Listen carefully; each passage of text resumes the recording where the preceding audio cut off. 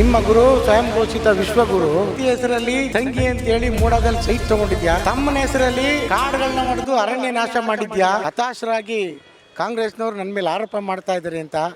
ಆರೋಪ ಮಾಡೋಕ್ಕೆ ಹಲವಾರು ಕಾರಣಗಳಿದೆ. ಮಾನ್ಯ ಸ್ವಯಂ ಘೋಷಿತ ಭಯೋತ್ಪಾದಕ ನೀನು. ನಿಮ್ಮ ಗುರು ಸ್ವಯಂ ಘೋಷಿತ ವಿಶ್ವಗುರು. ನಾನು ಹೇಳ್ತಾನೆ, ಹೆಂಡತಿ ಹೆಸರಲ್ಲಿ ತಂಗಿ ಅಂತೇಳಿ ಮೂಡಾದಲ್ಲಿ ಸೈಟ್ ತೊಗೊಂಡಿದ್ಯಾ. ತಮ್ಮನ ಹೆಸರಲ್ಲಿ ಕಾಡುಗಳನ್ನ ಹೊಡೆದು ಅರಣ್ಯ ನಾಶ ಮಾಡಿದ್ಯಾ. ಇಲ್ಲಿ ಬಂದು ಚಾಮುಂಡೇಶ್ವರಿ ತಾಯಿ ನೋಡ್ಕೋತಾಳೆ ಅಂತ ಹೇಳ್ತೀರಿ. 2024ಕ್ಕೆ ಜನರು ಕಾಯ್ಕೊಂಡಿದ್ದಾರೆ. ಮೈಸೂರು ಜನತೆ ಭಾಳ ವಿಶೇಷವಾಗಿ ನಿಮಗೆ ತೀರಿಸಬೇಕು ಅಂತ ಕಾಯ್ಕೊಂಡಿದ್ದಾರೆ. ನೀವು ದಯವಿಟ್ಟು ಚುನಾವಣೆಗೆ ಸ್ಪರ್ಧೆ ಮಾಡಬೇಕು ಅಂತ ನಾನು ಒತ್ತಾಯ ಮಾಡ್ತಾಯಿದ್ದೀನಿ.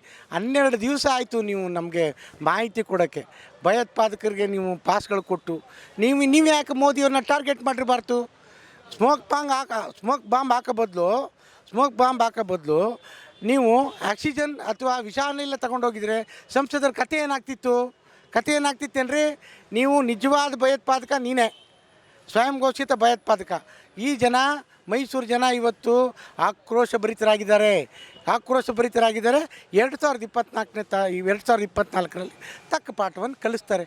ಅಲ್ಲಿಗೆ ನೀವು ಬಂದ್ಬಿಟ್ಟದೆ ಸಿದ್ದರಾಮಯ್ಯನವ್ರೇನು. ಹೌದಪ್ಪ, ನಾಲ್ವಡಿ ಕೃಷ್ಣರಾಜ ಒಡೆಯರ್ ಬಿಟ್ಟರೆ ನೀನೇ. ನಾಲ್ವಡಿ ಕೃಷ್ಣರಾಜ ಒಡೆಯರ್ ಬಿಟ್ಟರೆ ಮೈಸೂರು ಮಾಡಿದ್ದು ನೀನಪ್ಪ.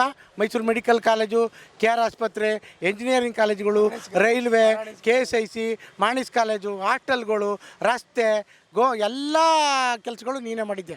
ಬೇರೆಯವ್ರು ಯಾರೂ ಮಾಡಿಲ್ಲ. ಅಂಥ ಮನೆತಂದವರು 5 ಬಾರಿ MP ಆಗಿರೋ ಒಡೆಯರು ಒಂದಿನ ಮಾತಾಡಲಿಲ್ಲ. ತುಳಸಿದಾಸಪ್ಪನವ್ರು ಆಗಿದ್ರು, ಅವರು ಒಂದಿನ ಮಾತಾಡಲಿಲ್ಲ. ವಿಜಯಶಂಕರ್ ಆಗಿದ್ರು, ಅವರು ಒಂದಿನ ಮಾತಾಡಲಿಲ್ಲ. ಏನು ಮಾಡಿದ್ದೀರೇನ್ರಿ ನೀವೇನು ಮಾಡಿದ್ದೀವಿ? ಶ್ವೇತಪತ್ರ ಹೊಡ್ತೀವಿ. ನಿಮ್ಗೆ ಯಾವ ನೈತಿಕತೆ ಹಕ್ಕಿದೆ ರೀ? ಕಾಂಗ್ರೆಸ್ ಪಕ್ಷದ ಬಗ್ಗೆ ಅಥವಾ ಮುಖ್ಯಮಂತ್ರಿ ಬಗ್ಗೆ ಮಾತಾಡಲಿಕ್ಕೆ ನಿಮಗೆ ನೈತಿಕ ಹಕ್ಕಿದೆ ನಿಮಗೆ? ಸಿದ್ದರಾಮಯ್ಯನವ್ರು ಏನು ಮಾಡಿದ್ದಾರೆ ಅನ್ನೋದನ್ನ ಜನ ಮಾತಾಡ್ತಾ ಇದ್ದಾರೆ. ನಾವು ಕೊಟ್ಟಿರೋ ಗ್ಯಾರಂಟಿಗಳು ಸಾಕ್ಷಿ. ಇವತ್ತೇನು ಕೊಟ್ಟಿದ್ದೀವಿ ಆ ಗ್ಯಾರಂಟಿಗಳು ಸಾಕ್ಷಿ. ದಯವಿಟ್ಟು ನೀವು ಮಾತಾಡಬೇಕಾದ್ರೆ ಭಾಳ ಎಚ್ಚರಿಕೆಯಿಂದ ಮಾತಾಡಬೇಕು ಅಂತ ಈ ಮೂಲಕ ಆಗ್ರಹ ಪಡಿಸ್ತೇವೆ. ರೇವಣ್ಣ ಅಂತೇಳಿ.